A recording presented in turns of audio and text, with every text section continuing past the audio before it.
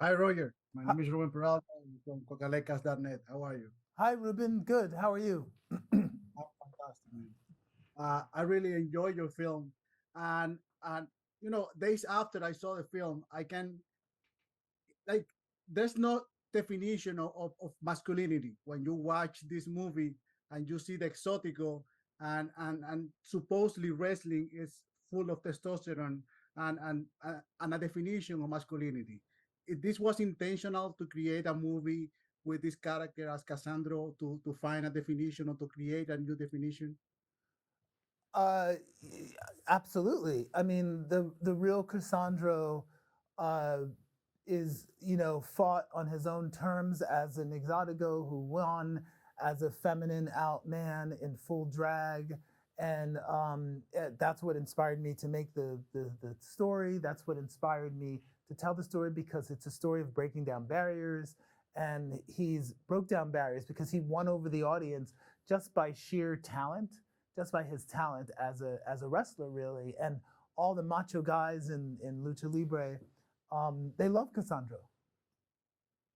And how important was the wardrobe, the dressing?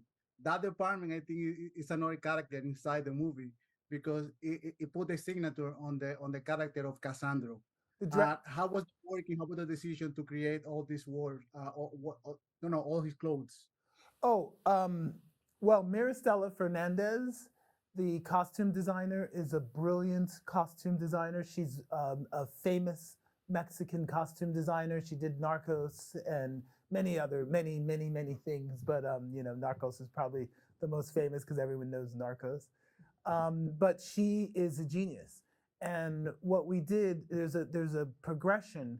There's a progression of color, and there's a progression of sophistication in the outfits. So he starts out in a very handmade, cut off shorts and cheap handmade top and boots, and he progresses to the full. He progresses in the color because by the time he's in the final match, he's wearing a gold massive long cape with a long, and the trains get longer and longer, and it's the most beautiful flamboyant because gold and yellow represents power and represents enlightenment. And so he goes from, like, the animal prints, and he goes to, and the history of the top that he wore in his first fight with Cassandro.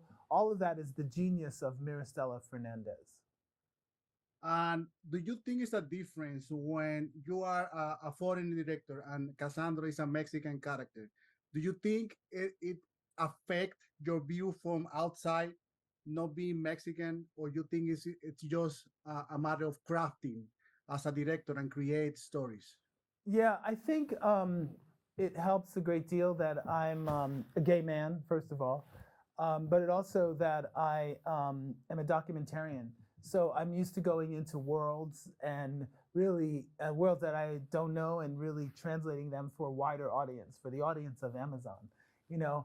And but the authenticity was really important because I'm a documentarian, that all the actors are really authentic to. Raúl Castillo is from Texas. He's a Mexican American from the border.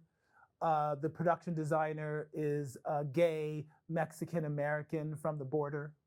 Yocasta, the mother, is from Juarez, and this is her first acting role. She's never been in a movie before, and I think you'll agree she did an amazing job. It's her first role as a mother, and so all the luchadors are real. They're real luchadors. They're real wrestlers, real fighters.